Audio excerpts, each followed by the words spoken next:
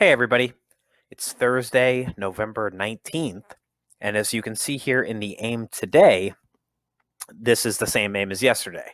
We are focusing on using Newton's laws to analyze physical systems involving friction. Like I mentioned yesterday, we have basically covered all of the content in the dynamics unit. And before we move on to the next unit, because we are in pretty good shape schedule wise, we're actually ahead of where we usually are. I want to take a couple of days to just really kind of drive a lot of this stuff home. Now, what you're going to see over the next week or so, the next maybe 10 days, at least 10 calendar days, is we're really going to spend a lot of time focusing on applications of Newton's laws. Despite the fact that we spent a lot of time in the beginning here on one-dimensional motion and two-dimensional motion, what we really need to understand is that as far as the AP test is concerned, the most important thing that we've done so far is this stuff about dynamics. Compared to projectile motion and just like regular one-dimensional motion, forces, specifically the stuff in the dynamics unit, is really pretty heavily covered on the AP test. And so I want to make sure that everybody is good with this stuff. And so despite the fact that we finished all the new material, I now am essentially going to put you in situations over the course of the next bunch of days where you are applying this stuff, which will help me determine that you're really getting a good feel for the stuff and understanding it. And so the goal of all of this is to eventually work us up to thinking about labs. And as I think you'll see here in the next couple of days, is that we are actually going to be doing a lab where we try to apply these concepts that we've been learning specifically for friction.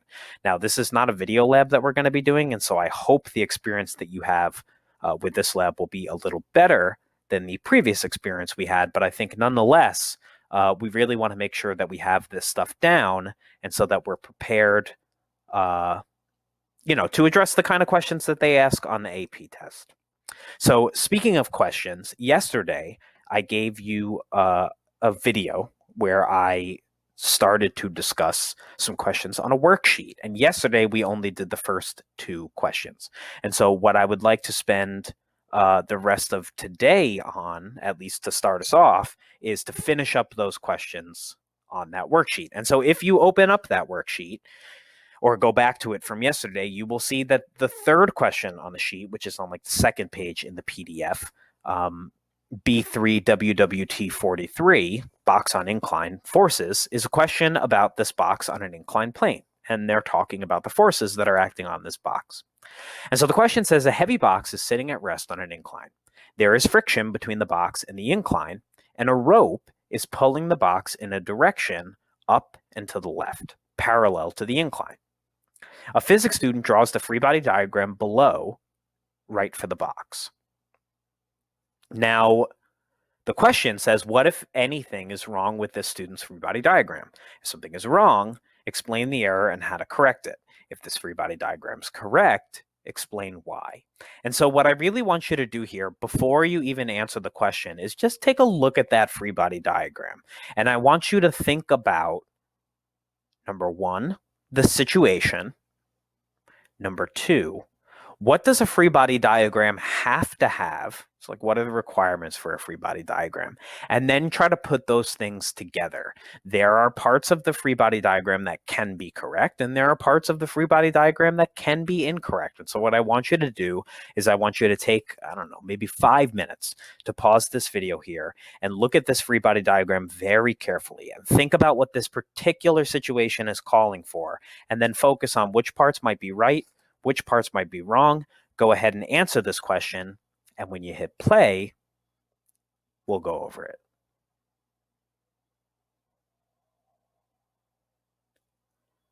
Okay, so if you take a look at the question, I hope everybody realizes here that there is one super important piece of information given to you here in this problem in the beginning.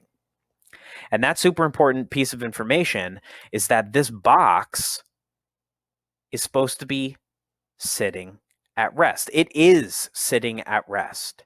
And so essentially what our free body diagram needs to show is it needs to show the forces acting on an object which is at rest. Now, of course, we have another question to confront, which is what are the essential required elements for a free body diagram? And the first thing that you should definitely know is that there should be no components on a free body diagram, only forces. We should be seeing forces on the object that we're drawing the free body diagram for, and we should see the forces drawn to relative scale. Now, if you did not take the time to consider each of those three things in trying to come up with your answer, then I suggest you go ahead and pause this video again and, consider those as you come up with your answer. If you did consider those things, then let's move on. Well, the first thing we should say is looking at all of these forces here, none of these forces are components. They're full forces, the normal force, the tension, that force shown going up the ramp, and the weight of the box. None of those things are components. And so in that regard, we are good. Moving on to the second bullet point in the list, forces on the object. This particular diagram does show a force in the diagram that's not actually acting on the object. The free body diagram is a free body diagram for the box, and therefore the free body diagram should only be showing forces that are acting on the box. And if you look very carefully at this description here, this force says this is the force on the incline by the box. Now, it is definitely true that the box exerts a force on the incline, but it's not supposed to be included in the free body diagram, because the free body diagram is only supposed to show forces that are acting on the object you're drawing the diagram for, and the diagram here is being drawn for the box, and so the free body diagram should only show the forces acting on the box. Other than that, though, notice the tension is on the box, the normal force is on the box, and the weight is on the box. And so we've accounted for that. And now we want to make sure that these forces are drawn to relative scale. And the first thing you should realize when you look at this diagram here, and I'm right now, you can't see this obviously, but right now I'm taking my fingers and I'm sort of using them to measure the length of the weight vector. It is exactly the same as the length for the normal force vector. But as we've mentioned so far for inclined planes, the inclined plane causes the weight to be broken up into two components, FGX and FGY. And the normal force is only supposed to be canceled out by the Y component of the weight, the component of the weight that's pushing straight down into the incline, and not the component of the weight that's acting down the incline. And so the normal force vector there is too long. And that's another important thing to realize. Now, something that this free body diagram does not account for, and this really gets into the question of whether or not we are actually able to draw this to scale, is this question does say there is friction between the box and the incline. But notice, we are actually unable to determine the size of that force. It's actually really important that you understand this, so I want to take a second to really slow down and address that point head on. What I just said was the description of the problem up here does say there is friction between the box and the incline. What I said was we are unable to determine the size of that force. The question is, why? Why are we unable to determine the size of the friction force? That sounds kind of silly, right? Because we know there's an equation for the force of friction. It says the force of friction is the coefficient times the normal force, right? So can't we just use that to figure the size of the friction force? And the answer is no.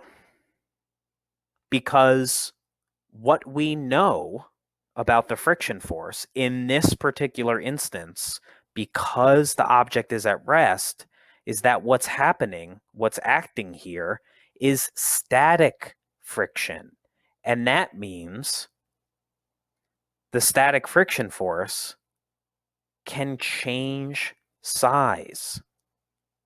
The static friction force is going to be less than or equal to the product of the coefficient and the normal force. In other words, it depends on how FTX, which is really just going to be the force of the tension because it's completely horizontal, but regardless, how the component of the tension in the horizontal direction, which is the whole tension, compares to FGX. Right? Because if FGX perfectly cancels the tension, then there isn't a net force in the x direction at all, and so friction doesn't need to act at all. If the tension is slightly larger, so let me try to draw that here. If the tension is larger than FGX, then friction is going to need to act down the ramp to create a horizontal net force of 0. That's what static friction does. Static friction, regardless of the situation, acts to create a horizontal net force of 0. So if the FGX, which it doesn't look like it from the way the vectors are drawn, but anyway, if the FGX is larger than the force of tension, and this is the alternate situation, if the FGX is larger than the force of tension, then the static friction force actually has to act up the ramp. Static friction force prevents motion by ensuring that the F net in the horizontal direction is 0. And because we do not have enough information about how big the tension is and how big the weight is and what the angle of the ramp is, then we can't actually determine if that's there. And so what I wrote for my explanation here is the arrow drawn for the normal force should be shorter than it is because it's equally as long as the arrow drawn for the weight of the box. Since the normal force is equal to just one component of the weight of the box, specifically FGY, the normal force must be less than the weight. That we can say for sure. The normal force must be less than the weight, and so the arrow drawn for the normal force should be shorter than the arrow drawn for the weight.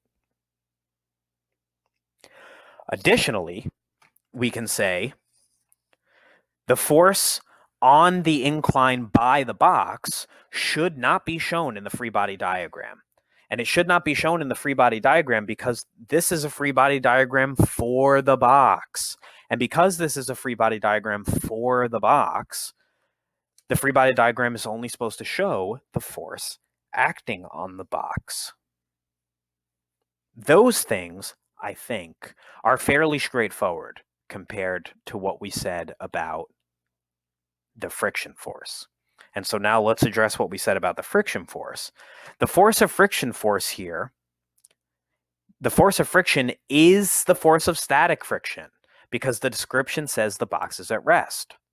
Also, since the static friction force acts in response to the size of the net horizontal force, if the forces are drawn to scale, then the size of the tension indicates that there's actually a net force acting up the incline. So the force of static friction would have to act down the incline. If the diagram is not drawn to scale, which it might not be, and I'm just going to add this in here, if not, then we don't know. If not, then we can't say for sure if it acts. There's a lot here. But if you really understand how free body diagrams should look, how they're supposed to be drawn, how forces act, and specifically here at the end for the last part, how static friction works, then this is stuff you should be able to explain. So I'd like you to take a couple of minutes to pause this video and write this stuff down. I would imagine you did not include all of it in your explanation, and so that's definitely something you should do before we move on to the next question. So take a second to pause this video and write that down, and when you hit play, we'll move on to the next question.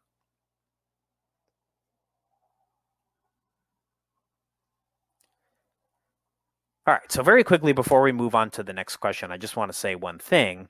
That question is a little bit tricky, but that's the point of what we're doing here. We are sort of addressing some of the more complicated things that you may end up seeing on the AP test, because there's a decent chance this test could be pretty complicated. And so I think, you know, as we go through these things, it's very, very, very, very, very, very critical that everybody takes the time to make sure they're asking questions, make sure you're thinking about these things carefully, making sure you're keeping up with the work, making sure you're doing the things I ask you to do, because I think you'll find that the more you practice this, the easier it is to understand. All right, let's move on to another problem. This is the last problem on the sheet. It's in the assorted problem-solving worksheet. This is number 4, the last one on the sheet. It says B3 CRT 45, suitcase sliding down ramp at constant speed, forces on suitcase. A suitcase is moving at a constant speed as it slides down the ramp, angled at 45 degrees to the horizontal. Draw a free body diagram below, labeling and defining all the forces on the suitcase. Rank the magnitudes of these forces on the suitcase. So it's important to realize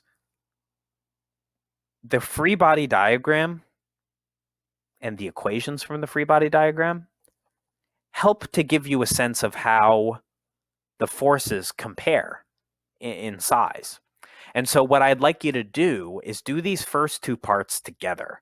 The rest of the question, it does say explain your reasoning. That part got cut off a little bit here on this slide, but I want you to think about the explain your reasoning part after.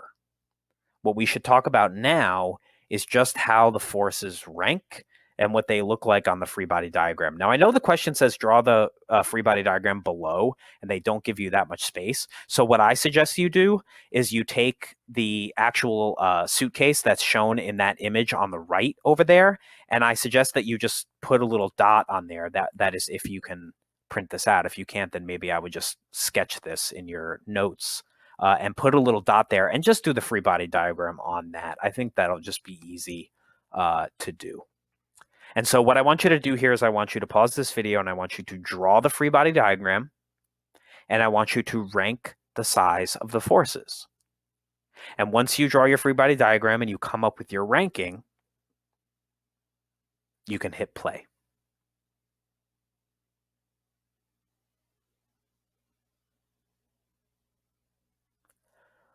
Okay. So looking at this problem here, this problem is a little trickier than it looks. They give you 2 really good hints. And the 2 really good hints you absolutely need to know and recognize in order to answer this question correctly. And so I want to talk about those now. So if you look at the information given in the problem, there are 2 things that were critical to recognize here. You had to recognize that the object is moving at a constant speed, and you had to recognize here that the angle is 45 degrees. That makes this one a little bit of a trick. So what you needed to realize is that, well, let's put it like this. Normally, and I'm going to end up redrawing this, but normally for an inclined plane, we draw a free body diagram that looks something like this. We have our weight coming straight down, of course, because gravity always acts toward the center of the Earth. We have a normal force coming up perpendicular to the surface, and we have to draw that a little smaller than the weight because the normal force is only equal to one of the components of the weight.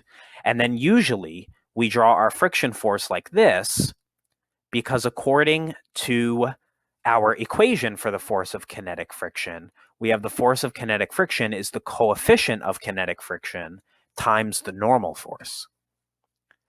And so because we traditionally say here that because the coefficient of friction is a number that's less than 1, then the coefficient of friction times the normal force is going to give you a number for the force of friction that ends up being smaller than the normal force, right? If you take 0.2, let's just say the coefficient was 0.2, times a normal force that was 10, then you would get 2 for the force of friction, which is way less than 10, right? Here, it's not so straightforward.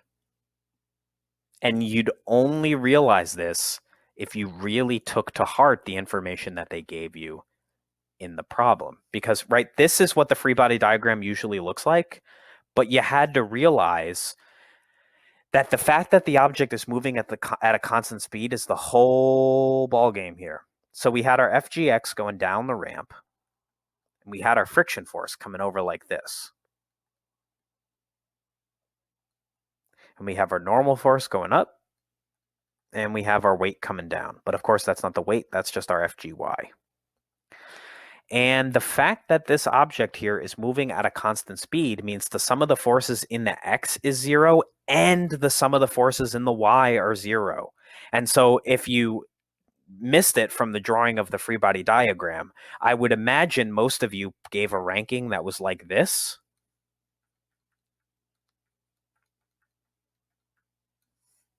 And that's wrong. It usually is like that.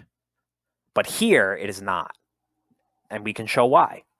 In the X direction, if all of the forces are supposed to cancel out, that means that FGX has to be equal to the force of friction, right? Because those are the only two forces that are acting parallel to the surface, and so they got to cancel. And in the Y direction, the normal force has got to equal FGY,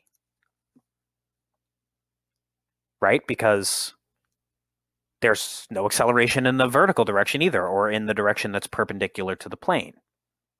And according to the equation, FGX is equal to FG sine theta, and FGY is equal to FG cosine theta. And that's where the second hint comes in. The sine and the cosine of 45 degrees is the same. It's 0.707. And so because the sine of 45 is the same as the cosine of 45, then that means FGX is equal to FGY.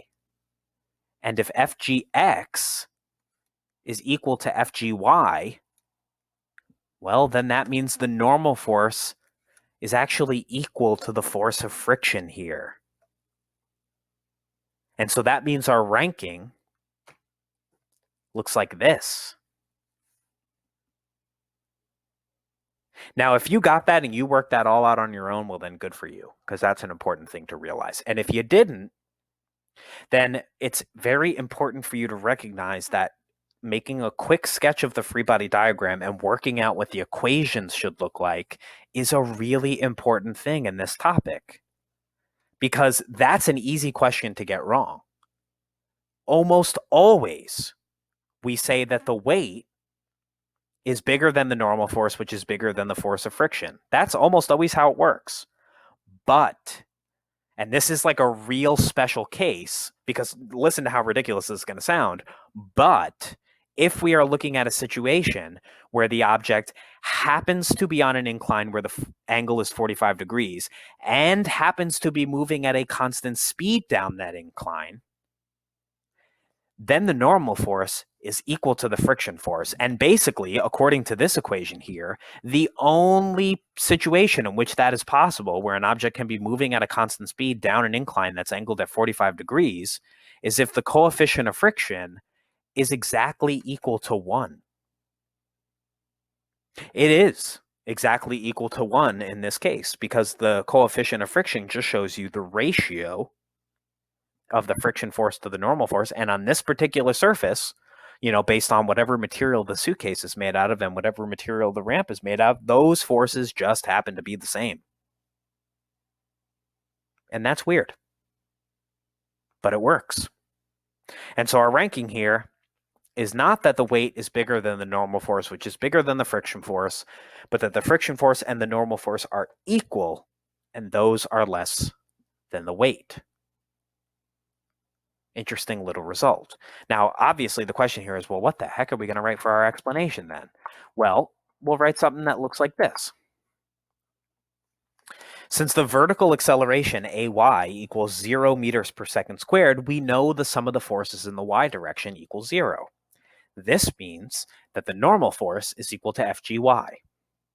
Since FGY is only one component of FG, we know that the full resultant FG must be larger than FGY, and thus larger than the normal force. That's at least how we rationalize that FG is the biggest. Since the suitcase slides at a constant velocity, we know the x direction acceleration is 0. And so the sum of the forces in the x direction must be 0. And that means that Fgx is equal to the force of friction. And since the angle is 45 degrees, that means Fgx is equal to Fgy. And so the idea is, since, and now we're putting it all together, since Fgx is equal to Fgy, and the force of friction is equal to Fgx, and the normal force is equal to Fgy, then the only logical conclusion there is that the friction force must be equal to the normal force. Pretty cool. Take a second to pause this video here and write that down, because this is a nice little problem. Good little interesting thing to think about. And when you hit play, we'll actually go back and fix that free body diagram and draw it to scale like it's supposed to be drawn.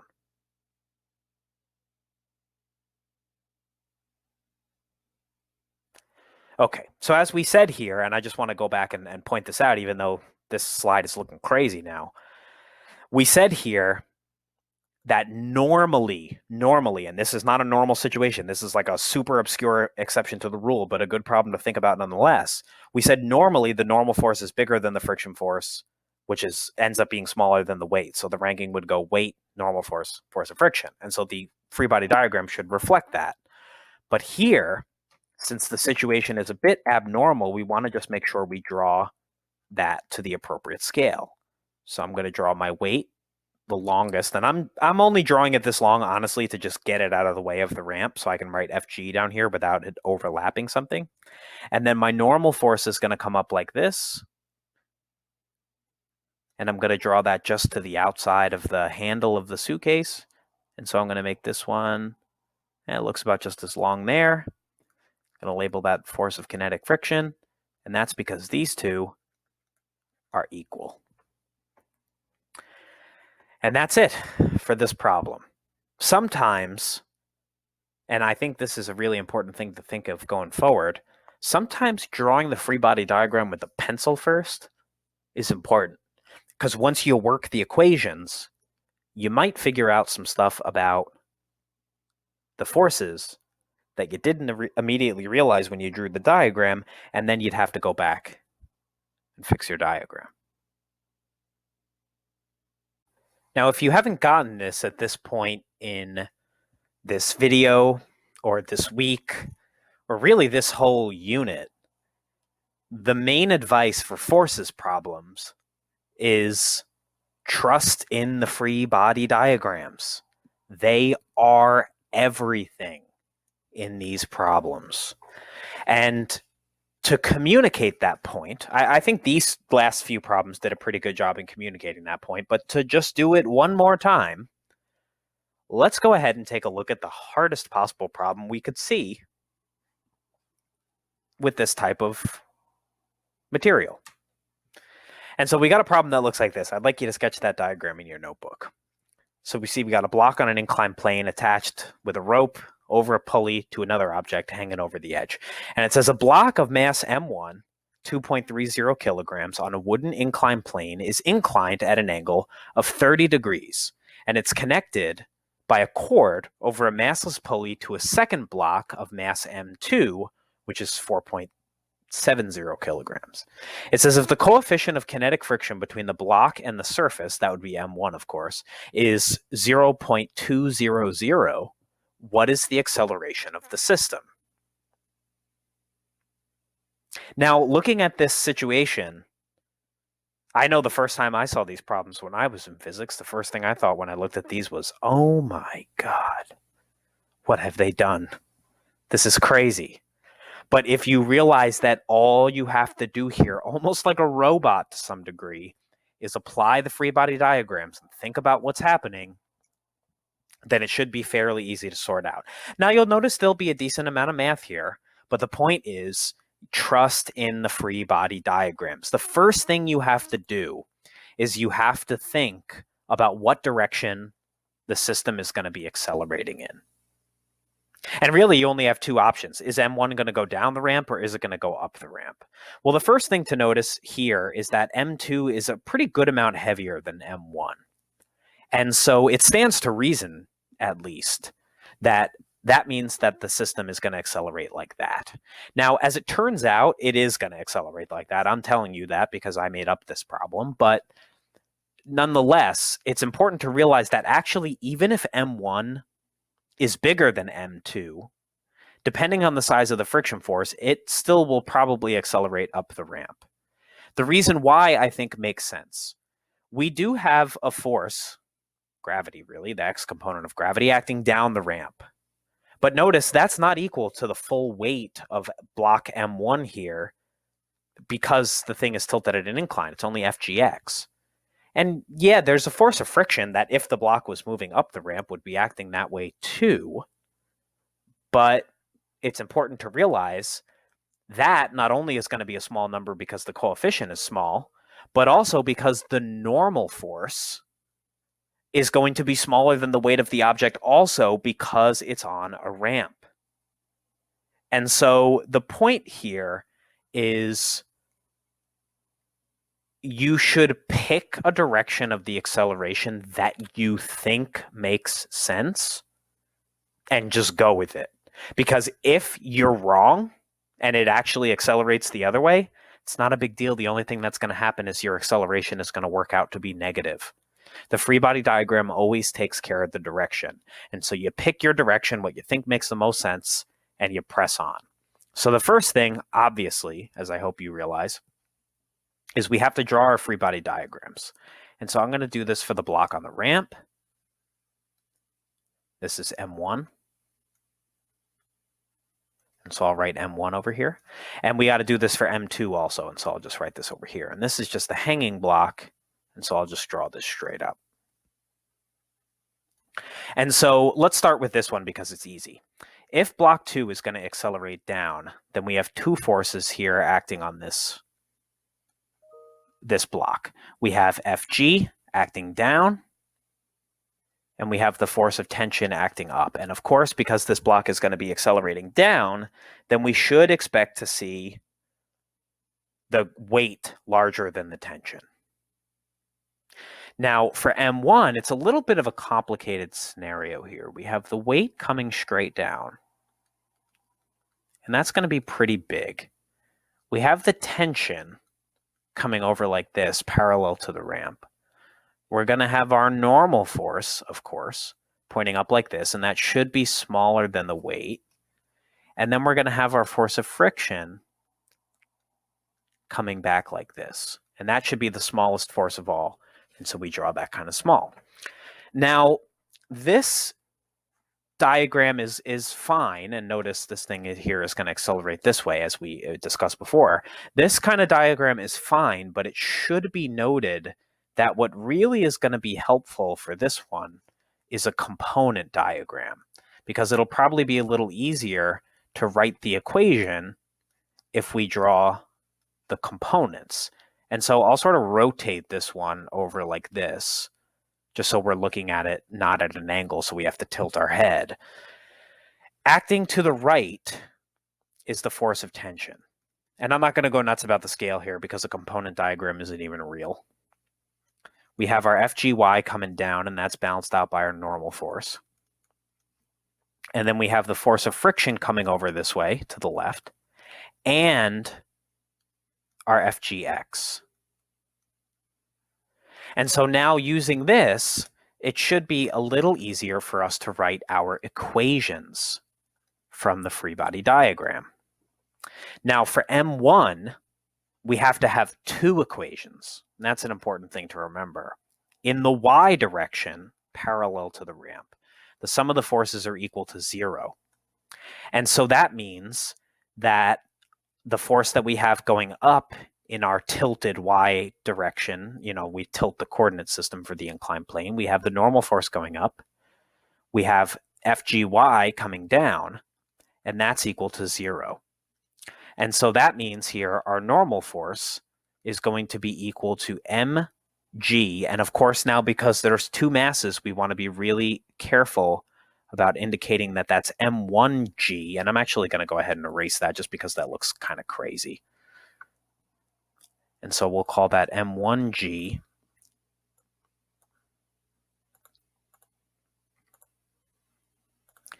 M1g. And then multiply that by cosine theta. That's our normal force. And we need to use that for the x direction equation because our x direction equation involves the force of friction. And so in the x direction, we see the sum of the forces in the x direction is going to equal ma. And so that means m1a is going to be equal to forces in the direction of motion, the force of tension, and then minus the forces that are going the other way. And so that would be FGX, and that would be the force of kinetic friction. And so to expand this out a little bit, we have M1A equals the force of tension minus FGX, which we know is going to be M1G sine theta, and then minus the coefficient times the normal force. And of course, we could expand that out a little bit once again, because we'll have M1A equals the force of tension minus M1G sine theta minus the coefficient of kinetic friction. And then since we know the normal force is M1G cosine theta, we'll plug in M1G cosine theta. That's a beast, but that's our equation for M1. Notice now the point here is to trust in the free body diagram. The equation is a bit disgusting, but all we're really saying is that we're acknowledging that there's acting on this object here, there's a force of gravity, a force of tension, a normal force, and a friction force. That's it. Now for M2, it's not so horrible, because for M2, we have here M2A, and that's equal to the forces going in the direction of the acceleration. That would be M2G. And then we have to subtract the force of tension. And that's it. That's just like for a regular Atwood's machine or, tabletop Atwood's machine or whatever for the hanging block. It looks like that. Now notice the question that was asked in that problem, and I'm going to flip back to that slide. The question that was asked was, what is the acceleration of the system? And so now we need to combine those two equations in such a way to find the acceleration of the system. Now, the first thing I'm going to do so I don't end up messing this up is I'm going to keep track of my knowns here by writing them down on the next slide. So I have M1, that's equal to 2.30 kilograms. This is my one on the ramp. M2, my hanging mass, is 4.70 kilograms. They told us the angle theta was 30 degrees. And they told us that our coefficient of kinetic friction was 0.200, and we're looking for the acceleration. Now, this is something that I've told you many times before, and I want you to remember here. You're looking at two equations, and both of them have accelerations. And you need to solve these equations simultaneously for the acceleration. And there are a number of ways to do this. But there is one thing that I said, which I hope you remember now as I'm saying it. There's one thing that I said that is key for these kind of problems with ropes, as far as combining the equations is concerned.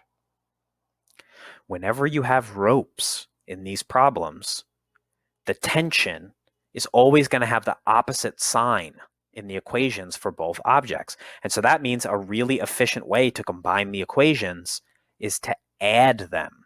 And so that's what we're going to do here. We're going to add the equations.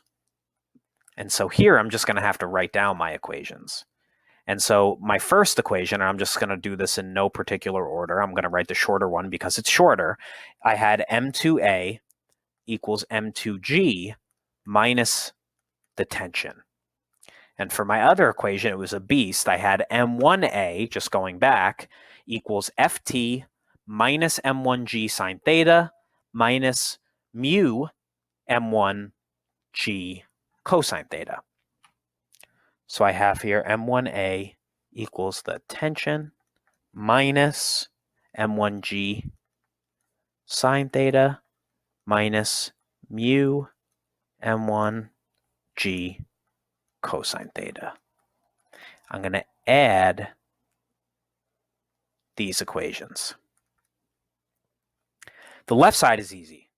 I just have M2A plus M1A. That's it. On the right side, the tensions cancel, and that's what we wanted, because now that we got rid of the tensions, a thing we don't know, by the way, everything else in the equation we know. So we have from the top line M2G, and then minus M1G sine theta minus mu M1G cosine theta. Whew. That is a bit of a mess. But now at least we got something we can work with. Notice on the left-hand side of this equation, we have two terms with an A. We can factor out the A and write A times the sum of the masses M1 plus M2. I realize here now that I switched the order, but it doesn't matter, of course, because when we distribute, we get M1A plus M2A, and it doesn't matter. And notice here on this side, and really I'm only doing this because I don't feel like writing the same variable 3 times. Notice all my terms have a G. And so I can factor that out from the front. And then I have G times M2 minus M1 sine theta minus mu M1 cosine theta. And so that means that all I have to do to solve this for the acceleration is divide by the sum of the masses. So I have G, M2 minus M1 sine theta minus mu K M1 cosine theta, and that's all over M1 plus M2. And notice, and this is an important thing, as I mentioned, all equations for accelerations from free body diagrams take the form of A equals F net over M. All this equation is really saying is that the total mass in the system, yeah, well, that's just the masses added together, M1 plus M2. But look at the numerator. The numerator tells us the most important thing. The net force in the system is M2G. That's the weight of the object that was hanging. So that's the weight of the object coming down here. And then we're subtracting off M1G. Of course, we got to distribute our G. M1G sine theta. So that's FGX. And then minus the force of friction. Notice the tension doesn't factor into the net force because, well, it's pulling up on M2 in the opposite direction of its motion, but it's pulling forward on M1 in the direction of motion. And so we get a sort of cancellation effect. And that's pretty cool. And so now, just to finish this thing off, I have A equals G, 9.8 meters per second squared, times, and now I got a big mess here, M2, which is 4.70 kilograms, minus, and I'm going to just put these in double parentheses because I'm always paranoid about PEMDAS, M1, 2.30 kilograms, times sine theta 1, which is the sine of 30.0 degrees, and then minus mu, 0.200, times M1, which is 2.30 kilograms, times cosine theta 1, 30 degrees. Just squeezed it in there. And that's all over the sum of the masses, 4.70 kilograms plus 2.30 kilograms. And when you do that math, when I do that math, by the way, I do the whole inside and I go backwards. So I do 0.200 times 2.3 times the cosine of 30. Then I do 2.30 times the sine of 30, and I take that minus whatever I got for my first answer, and then I take 4.70 minus that. And of course, that's if you don't want to plug it in all at the same time. Personally, I just plug it in all at the same time because I use the parentheses like a maniac, as you can see here, and so it works out. And then I multiply that by 9.8. And then you just divide it by the sum of the masses. And when you do that, you end up getting 5.52 meters per second squared, which is smaller than 9.8. And I always like to say when I do this problem that this is a good lesson to remember. I had this question, on one of my freshman physics exams in college, and I got the sign very wrong. I think what I did was, instead of subtracting this, I added it because I dropped the sign somewhere, and I ended up getting an acceleration that was larger than 9.8. Now, I knew that was wrong, and so what I did was I just wrote a little note that said, hey, I know this is wrong because the acceleration is not supposed to be larger than free fall acceleration. And at least I got some credit for that. So it's important to realize here, when you're doing crazy math like this, because like this is a pretty nuts problem, you want to make sure that you're not losing sight of like basic physics concepts and basic expectations for what the answer should be. All right, guys, that's it for today. That's about as hard as it gets for this unit, remember? And the test is tomorrow, and when we come back next week, we're going to start to think about more applications of Newton's laws and do a little virtual lab. All right, guys, take care.